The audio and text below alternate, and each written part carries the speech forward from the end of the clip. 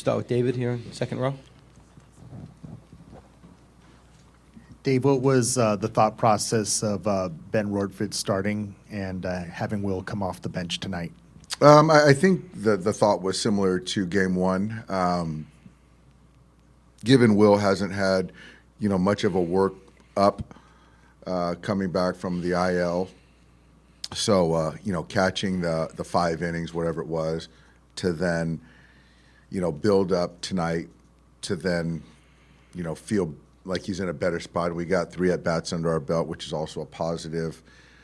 Came out of it feeling good, which is encouraging. And then, if we continue to trend, then, having him start game 3 if it still looks good. So it comes out today, no surprise to you guys, that your 3rd straight year you led the major leagues in days on the injured list. I guess, what does it say about this team that you're able to survive all these injuries and get to this point? And now what's the feeling when, especially on your staff, so many of these guys are healthy and you feel like you're probably as loaded as you've been? Yeah, we've had certainly our fair share of injuries. I think a couple things. I think it certainly speaks to the way the front office can kind of add depth and navigate the waiver wire. On the development side, we've had some young guys cut their teeth that probably weren't ready, but had to rise to opportunities. And then as far as like the guys that were around, the core group of guys that were healthy, just to remain steadfast and keep going. And early on, the starting pitching was very patchworky, and then later on the pen and fortunately the positional player group for the most part has been intact, which has been great. But guys have stepped up, and for us to keep going says a lot about the organization. Yeah, Dave, what makes Teoscar such a good RBI man, particularly in the postseason? I think his ability to use the whole field. I think he just locks in a little bit more in run-scoring situations. That's probably the 2 biggest things. You're going to have to hit some velocity. You're going to have to stay away from spin. And to do that, you got to be able to use the whole field. A lot of RBI guys have to be able to do that or do that. And I just think, again, his focus is just more heightened, in those spots and then also in the postseason. And why was that lacking for such a large chunk of the regular season then? I think it's just there is some part of it where I think some of the injury part of it, he injured his groin, I think, in Kansas City, and coming back from that might not have been 100% coming back. And also, I think that's part of it, a lot of it, but also I just think that the focus is more heightened. It just is. We saw you deploy Glasnow for multiple innings in Game 1. Could we see that out of Emmett Sheehan or Clayton Kershaw as well? Yeah, I think so. Certainly Glass is off the table for tonight, but Clayton or Emmett, certainly viable options, yes. Hey, Doc, you've played in some hostile environments, New York, Boston, and you managed in some as well. What's your advice to Blake about pitching in an atmosphere like this, in a game like this? He's pitched in a lot of big spots and environments, hostile environments, and so for me, I got no advice for him. I think he's really focused on just doing his job, and like most greats, when they get to performing or competing, all that noise drowns out. It really does. In front. You guys have faced Luzardo a couple times in the regular season, and he's had deeper outings. What's made him effective against your lineup? And do you expect that he might have the chance to go deep in the game, or maybe the Phillies go with a quicker hook? Yeah, he's good. He's good. It's velocity.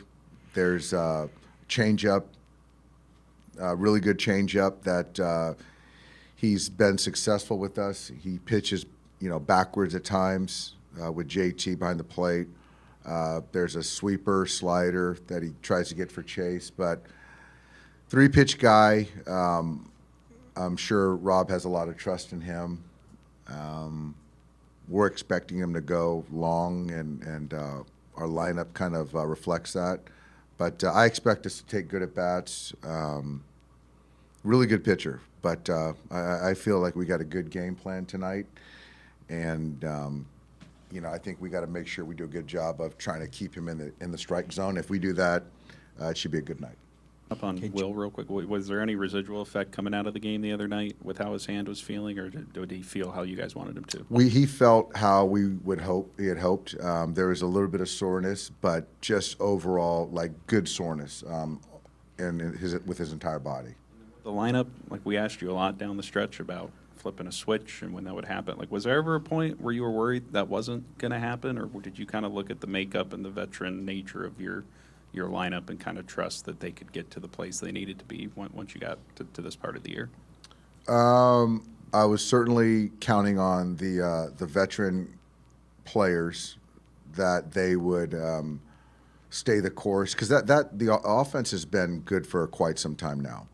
My only concern was letting some of the pitching woes affect them. And that wasn't the case with those guys. And so that's telling of their character, which I really appreciate. But as far as how the at-bats we've taken, that's been, a solid 5 weeks. I think that we've had some really quality team at-bats. And Dave, with your starters, pitching the bullpen too, could you see using Ohtani at some point, like even a game 4, or even a guy like Snell, maybe a later round, out of the bullpen? That's hard to project. I think anything is on the table depending on series circumstance. But right now, I don't think that's not on our radar. But yeah, I think I'm sure that there's some unforeseeable things that sort of always arise. So I'm not going to take anything off the table. Dave, when we talk about there being heightened focus during the playoffs, it's usually in the context of the players, but is the same kind of true for you as the manager, some of the in-game decisions you're making? Yeah, absolutely. I think it starts with me.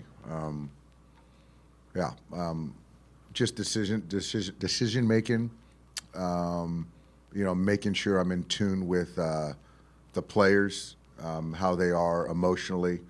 I think for me, that's a lot of managing in the postseason. Just really having an understanding where their heartbeat is at, how you expect them to respond to certain situations, being prepared for certain situations, and then making decisions, with that information. But it has to be. It is. Yeah, Dave, Max Muncy out of the lineup again today. How much of that is left on left? Is there any lingering effects with the physical things he had going on? Physical things, he's in a good spot now, which is great. I think right now, for these first 2 games in particular, having guys that have a lot of success against left, I really like the silver bullet to deploy at any given point in the game, which we did in game 1 versus Robertson. I also feel that Miggy Rowe has been taking really good at-bats, has had a great season. I love him versus left. And Kike is October Kike. So I think that right now, just kind of the net sum, it just gives us the best chance to win tonight. I felt the same way, in game 1. And, we'll see how tonight goes. But I have conversations with Max every day, and he's completely on board. Play the what-if game with Ohtani. If this thing goes the distance, is he your game 5 starter? If it goes the distance, he would be, yes. Okay, we're going to take Dave, 2 questions for you. Is Yamamoto ready to go for game 3? And as far as tonight goes, the dynamic between Snell and that lineup, he's had success. What's he got to fight against? Does he have to pitch to strengths? How does that work in a game like this? I think, he's had success. Those guys have had success against us, as far as Luzardo. I think it's just more of the strengths part of it, but it's also kind of not being, and I mentioned this the other day, it's just not being predictable, because with the postseason, there's just a lot more scouting. So, your errors are more highlighted. So I do think that kind of mixing and matching speeds, locations is really important. And the thing that's good about Blake is he has 4 different pitches. So he has a lot of weapons to get the right-hand hitters out, the left-hand hitters out. So, I like where Blake's at. I like where he's throwing the baseball. And, I feel good about our club tonight. Yamamoto start game 3, yes. On the left. Yeah, Dave. Like you said, you guys were swinging the bats better going into this October. But is there anything like just game planning wise or approach wise, or have you figured out something offensively for you guys this postseason, last postseason that conduces to better offense, more consistent offense than maybe the 2 postseasons preceding it? I think that there's a little bit of, coming and playing for something, a postseason berth, a division, playing till the end of important games. I think that's kept our focus offensively. Not having 5 days off, playing real baseball games has kept our focus. And then the last part, probably the most important part, is that the guys are just bearing down and have bear down with their bats, winning pitches, taking walks, hitting to all fields. Those are things that, play in the postseason. And we've